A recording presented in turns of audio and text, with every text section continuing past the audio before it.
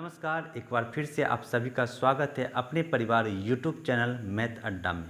दोस्तों, मैं हूं रवि चौरसिया और आज क्लास में हम रेशियो एंड प्रोपोर्शनल के अगले कॉन्सेप्ट को बहुत ही खूबसूरत तरीक़ा से समझेंगे। दोस्तों, इससे पहले मैंने रेशियो एंड प्रोपोर्शनल के पहले वीडियो को यूट्यूब चैनल पे मैंने अपलोड कर चुका हूँ।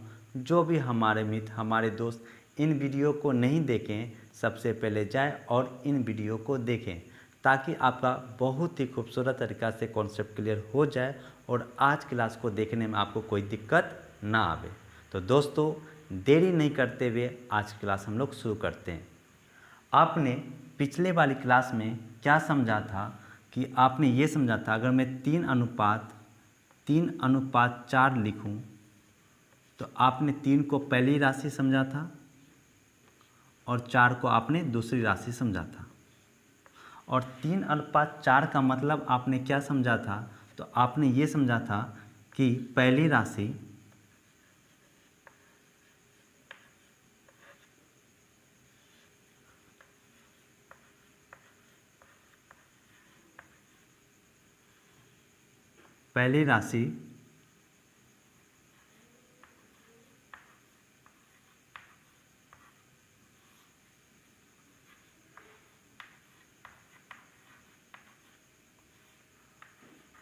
दूसरी राशि का 3/4 गुना है।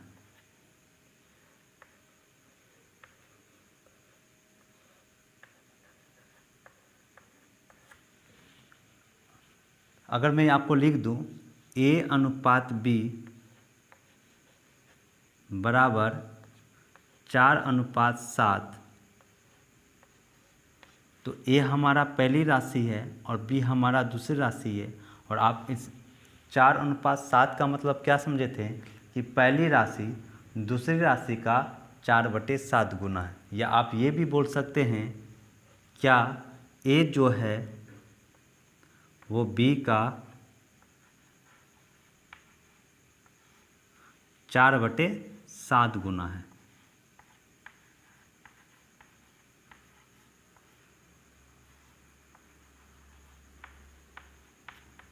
नहीं, ये आपने पिछले वाली क्लास में आपने अनुपात का मतलब भाषा के रूप में क्या होता है ये आप लोगों ने बखूबी पिछले वाली क्लास में समझा था। और आज हम ये समझेंगे कि अगर आपको प्रश्न भाषा के रूप में दे दिया जाए और आपको इनके बीच अनुपात प्रकट करने के लिए बोला जाए तो हम लोग अनुपात कैसे प्रकट करेंगे। जैसे मैं पहला ये ले लूँ कि पहली राशि दूसरी राशि का 3/4 गुना है और पहली राशि और दूसरी राशि के बीच अनुपात क्या होगा अगर मैं आपसे पूछूं, तो आप ये कहेंगे कि सर इसमें कौन सी बड़ी बात है। 3/4 का मतलब ही तो आपने बताया था कि 3:4, तो पहली राशि हमारा 3 हो जाएगा और दूसरी राशि हमारा 4 हो जाएगा। यहाँ पे भी सर देखिए ए बी का 4/7 गुना है, तो 4/7 का मतलब ही तो आपने बताया था कि 4:7, तो ए का मान 4 और बी का मान 7 हो जाएगा। नहीं, अगर आपकी सोच इस प्रकार से है कि 4/7 का मतलब होता है 4:7, तो ए का मान 4 हो जाएगा, बी का मान 7। यहाँ पे भी 3/4 का मतलब होता है 3:4, तो पहली राशि 3 और दूसरी राशि हमारा 4। नहीं, अगर आपकी सोच इस प्रकार से है तो जब आप आगे प्रश्न को बनाएंगे वहाँ आप गलती कर जाएंगे। तो वो सही तरीका क्या है जो भाषा के रूप में दिया जाए और हम इन दोनों राशि के बीच में हम सही सही अनुपात को लिख सकें। तो वो तरीका, वो कॉन्सेप्ट ये है कि आप देखिएगा कि 3/4 क्या है, अनुपात है। और अनुपात के ठीक पहले का अथवा से अवश्य लगा रहेगा और जिस राशि में का अथवा से लगा रहता है उसे हम लोग हर मानते हैं और दूसरे को हम लोग अंश मानते हैं। ये रियली कॉन्सेप्ट हुआ और अनुपात हम लोग इसी प्रकार से प्रकट करते हैं। मैंने क्या बोला कि अनुपात के ठीक पहले का अथवा से अवश्य लगा रहेगा। अब किसी के मन में ऐसा प्रश्न आया होगा कि क्या सर अनुपात के पहले का अथवा से अवश्य लगा रहेगा, ये सही बात है? जी हाँ, बिल्कुल। जिस प्रकार से सूर्य पूरब में उगता है ये 100% सत्य बात है, ठीक उसी प्रकार अनुपात के ठीक पहले का अथवा से अवश्य ही लगा रहेगा। आपने पिछले वाली क्लास में ये समझा था कि रेशियो यानी अनुपात एक प्रकार का रिलेशन बतलाता है, संबंध को बतलाता है। और आप दुनिया का कोई भी संबंध लिखो, उनके पहले का अथवा से अवश्य ही लगा देगा। अगर का अथवा से नहीं लगा रहेगा वो सेंटेंस पूरा होगा ही नहीं। जैसे मैं आपको ये बोलूं कि राम का पिता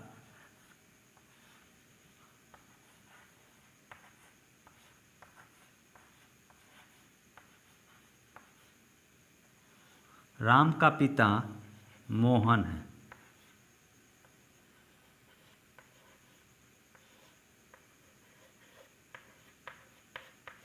नहीं, तो सेंटेंस को पढ़कर हमें पता चलता है कि पुत्र और पिता के बीच संबंध बताया जा रहा है, अनुपात लिखा जा रहा है। नहीं, अब देख रहे हो राम और मोहन दो व्यक्ति है और जिनका नाम, एक का राम है दूसरा का मोहन है। लेकिन ये पिता जो शब्द है, ये जो पिता एक शब्द है, ये नाम नहीं है। इसे पिता को आप नाम नहीं बोल सकते हैं, ये रिलेशन है। ये क्या, आर फॉर रिलेशन, मतलब संबंध है। ये क्या है, संबंध है।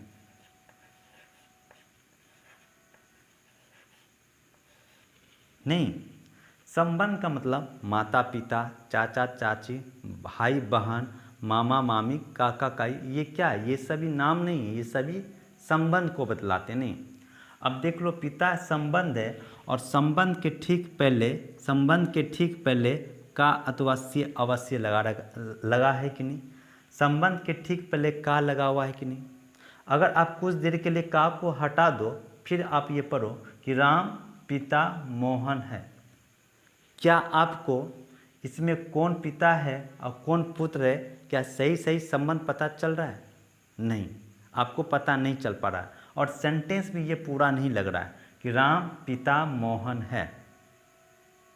इसमें आपको पता ही नहीं चल रहा है कौन पिता है और कौन पुत्र है। लेकिन आप का को फिर इसमें ऐड कर दो। अब पढ़ो, राम का पिता मोहन है। राम का पिता मोहन है, इसका मतलब क्या हो गया? अगर हम इनके बीच अनुपात लिखना चाहें, राम और मोहन, नहीं तो राम का पिता मोहन है, यानी मोहन पिताजी हो जाएंगे और राम पुत्र हो जाएंगे। नहीं, अगर अनुपात स्थापित करना है, इन दोनों के बीच अगर अनुपात लिखा है तो पुत्र और पिता का अनुपात हो जाएगा। तो आप देख रहे हैं कि संबंध के ठीक पहले का अथवा से अवश्य ही लगा रहता है। ठीक उसी प्रकार अनुपात भी एक प्रकार का संबंध है। अगर संबंध है तो संबंध के ठीक पहले का अथवा से अवश्य लगा रहेगा। तो आप देख रहे हैं कि 3/4 अनुपात है और अनुपात एक प्रकार का संबंध है, तो संबंध के पहले का अथवा से अवश्य लगा रहेगा। तो इसमें आपको दिक्कत नहीं होनी चाहिए कि अनुपात के ठीक पहले का अथवा से लगा रहेगा कि नहीं लगा रहेगा। 100% सत्य है कि अनुपात के ठीक पहले का अथवा से अवश्य लगा रहेगा, इसमें कोई दिक्कत नहीं होनी चाहिए। अब जब अनुपात के ठीक पहले का अथवा से लगा रहता है, का अथवा से है, तो हमें पहली राशि और दूसरी राशि के बीच में अनुपात प्रकट करना है। तो मैं यहाँ पे लिख दूँ पहली राशि और दूसरी राशि के बीच में, तो पहली राशि और दूसरी राशि के बीच में अनुपात प्रकट करना। तो मैंने ये कहा था कि अनुपात के ठीक पहले का अथवा से अवश्य लगा रहेगा, और जिस राशि में का अथवा से लगा रहे उसे हम लोग हर मानते हैं और दूसरे को अंश मानते हैं। तो आप प्रश्न को एक बार पढ़िए। तो प्रश्न को पढ़ते हैं कि पहली राशि दूसरी राशि में का लगा है। किस में लगा है? दूसरी राशि में का लगा हुआ है, यानी दूसरी राशि हमारा अगर 4 है तो पहली राशि कितना होगा हमारा? 3। यहाँ पे भी आप देख लो कि ए बी का 4/7 गुना है, तो 4/7 हमारा अनुपात है और अनुपात के ठीक पहले का अथवा से लगा रहता है। नहीं, अब हम देखते हैं ये का किस में लगा हुआ है। तो प्रश्न को एक बार फिर से आप पढ़िए, सेंटेंस को आप एक बार फिर से पढ़िए। तो ए बी का 4/7 गुना है, बी में का लगा है। तो जिस राशि में, मैं यहाँ पे लिखता हूँ कि जिस राशि में का अथवा से लगा रहता है उसको हम लोग हर मानते हैं। तो चूंकि बी में का लगा है तो बी हमारा 7 हो जाएगा और ए का मान कितना हो जाएगा, तो ए का मान 4 हो जाएगा। तो ये जो तरीका होता है, ये जो कॉन्सेप्ट होता है, ये दिए गए राशियों के बीच अनुपात प्रकट करने का सही तरीका होता है, सही नियम होता है। ये नहीं कि सर 3/4 का मतलब 3:4 होता है तो पहली राशि 3 दूसरी राशि का 4 हो जाएगा, नहीं, ये तरीका गलत है। ये आपकी सोच, आगे जाके प्रश्न जब आप बनाएंगे तो वहाँ पे आप गलती कर जाएंगे। तरीका क्या है कि अनुपात के ठीक पहले का अथवा से अवश्य लगा रहेगा और जिस राशि में का अथवा से लगा रहे उसे हम लोग हर मानते हैं और दूसरे को हम लोग अंश मानते हैं। अब किसी के मन में ये प्रश्न उठता होगा कि सर ठीक है, यहाँ पे 2 ही राशि है, पहली दूसरी, यहाँ पे ए और बी, तो आपने एक को हर और दूसरे को अंश मान लिया, लेकिन प्रश्न में 3 या 4 या 5 नाम आ जाए या 5-6 राशि आ जाए, तब हम उनके बीच अनुपात कैसे प्रकट करेंगे। तो दोस्तों आप एक बात हमेशा याद रखना कि अनुपात जब भी होगा तो 2 राशि के बीच या 2 ग्रुप के बीच होगा। मैंने क्या बोला कि अनुपात जब भी होगा तो 2 राशि के बीच या 2 ग्रुप के बीच होगा, और जब 2 ग्रुप या 2 राशि के बीच होगा तो आप एक को हर और दूसरे को अंश मान लेंगे। नहीं, तो मैंने आप लोगों को जो समझाया हूँ इसी चीज़ को हम एक बार भाषा के रूप में आपको क्या अनुपात प्रकट करने का क्या तरीका होता है, क्या कॉन्सेप्ट होता है, वो मैं आपको एक बार फिर से बोर्ड पे लिख देता हूँ ताकि आपकी ये कॉपी में रहे। जब आप इसे रिवाइजिंग करें तो आपको बहुत ही अच्छे तरीके से याद आ जाए। और साथ ही साथ दोस्तों मैं आपको ये बताना चाह रहा हूँ कि आप रेशियो नहीं पढ़ रहे हैं, ये पूरी अंक गणित की जड़ पढ़ रहे हैं। और आप चाहे हमसे कोई भी टॉपिक पढ़े, profit and loss, SI, CI, time and work, सब में यही हमारा काम आने वाला है। तो इससे आप थोड़ा सा अच्छे से और मन लगा के पढ़ना है, बातों को समझना है। तो आइए हम इनका एक भाषा को लिखते हैं और भाषा को आपको समझना है, ठीक है। राशियों के बीच अनुपात हम लोग कैसे प्रकट करते हैं उनको आप देखिए। तो दिए गए राशियों के बीच अनुपात प्रकट करते समय हमें ध्यान देना होगा कि अनुपात के तुरंत पहले का अथवा से अवश्य लगा होता है। अतः जिस राशि के साथ का अथवा से लगा रहे उसे हर तथा दूसरे को अंश मानेंगे। ऐसा मैंने आपको अभी जस्ट पहले बताया था और उसी चीज़ को मैंने एक बार भाषा के रूप में लिखा हूँ ताकि आपको अच्छे से समझ में आ जाए और आपकी कॉपी में भी रहे, आप भाषा को ना भूलें। एक एग्जाम्पल लिया हूँ कि एक छात्रावास में लड़कों की संख्या लड़कियों की संख्या का 9/10 गुना है, तो आपको लड़कों की संख्या और लड़कियों की संख्या का अनुपात ज्ञात करना है। नहीं तो कैसे करेंगे, प्रश्न को पढ़कर हमें पता चला कि हमें लड़का और लड़की के बीच में अनुपात ज्ञात करना है, कोई दिक्कत नहीं, तो हम लोग लिख दिए। अब देखो मैंने क्या बोला था कि अनुपात 9/10 क्या हमारा अनुपात, और अनुपात के ठीक पहले का अथवा से अवश्य लगा होता है। तो यहाँ पे अब ये का अथवा से किस राशि में लगा हुआ है, जरा एक बार प्रश्न को फिर से आप पढ़िए। तो प्रश्न को पढ़ें, एक छात्रावास में लड़कों की संख्या लड़कियों की संख्या में का लगा, किसमें, लड़कियों की संख्या में का, तो जिस राशि में का अथवा से लगा रहे उसे हम लोग हर मानते हैं। यानी लड़कियों की संख्या अगर 10 है तो लड़कों की संख्या को अंश मानेंगे तो कितना हो जाएगा, लड़कों की संख्या 9। तो हमसे पूछ रहा है लड़कों की संख्या और लड़कियों की संख्या के बीच अनुपात क्या होगा, तो 9:10 हो जाएगा। नहीं, एक और एग्जाम्पल हम लोग लेते हैं, उनको भी जरा देख लेते हैं। एग्जाम्पल है, दूध तथा पानी के मिश्रण में दूध की मात्रा मिश्रण का 5/8 गुना है, तो दूध की मात्रा और पानी की मात्रा का अनुपात क्या होगा, यह आपको बतलाना है। तो प्रश्न को पढ़कर हमें पता चला कि अनुपात जो हमें लिखना है वो हमें दूध की मात्रा और टोटल मिश्रण के बीच लिख सकते हैं।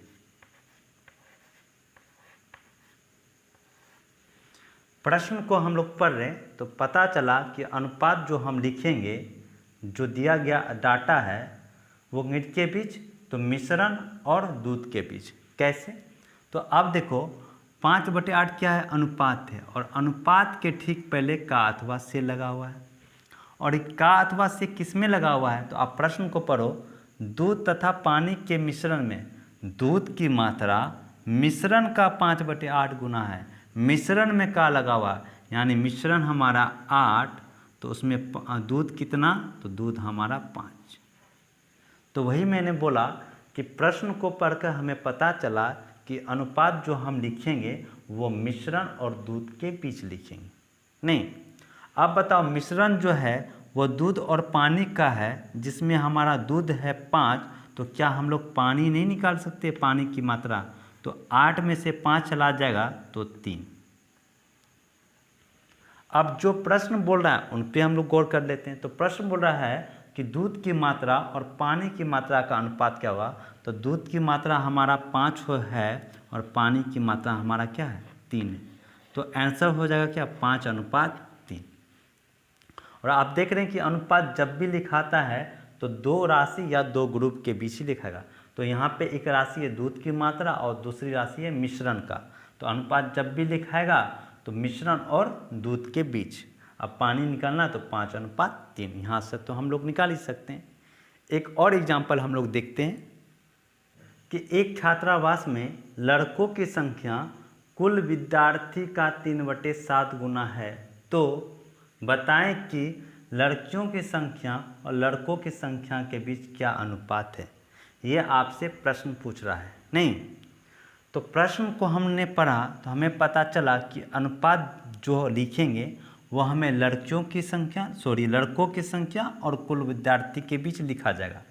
तो हम लोग लिखेंगे total student, T for total और S फॉर स्टूडेंट और B फॉर बॉय। ये कैसे पता चला? तो प्रश्न को पढ़कर हमें पता चला कि कुल विद्यार्थी और लड़कों के बीच हम लोग अनुपात लिखना है।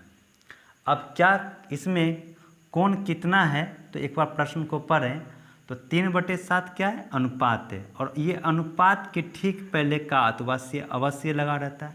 ये का अथवा से किस में लगा है? तो आप एक बार प्रश्न को फिर से पढ़िए। एक छात्रावास में लड़कों की संख्या कुल विद्यार्थी में का लगा है, कुल विद्यार्थी में का लगा है, यानी कुल विद्यार्थी हमारा 7, तो लड़का कितना? तो लड़का हमारा 3।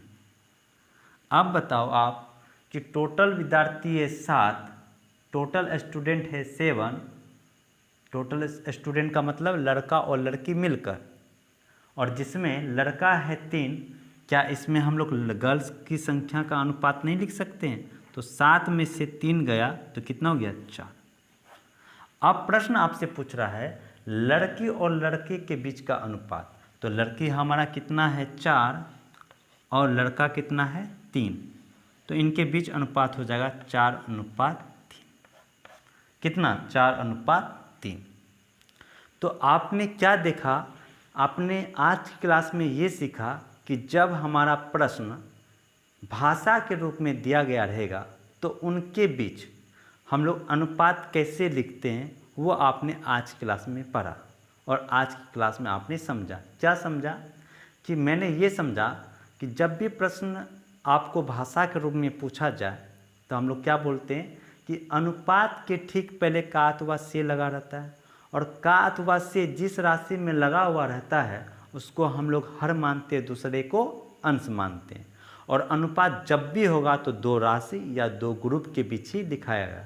नहीं, तो दोस्तों आशा करता हूँ कि आज का क्लास आपको बहुत ही अच्छा लगा होगा, और आप दिए गए राशियों के बीच अनुपात प्रकट करने के लिए सीखे होंगे, समझे होंगे इनका क्या कॉन्सेप्ट है, क्या तरीका होता है, वो आज आपकी क्लास और वो आप आज की क्लास में अच्छे से समझ गए होंगे। तो दोस्तों आज के लिए इतना ही। कल हम फिर इसके अगले कॉन्सेप्ट को समझेंगे। धन्यवाद।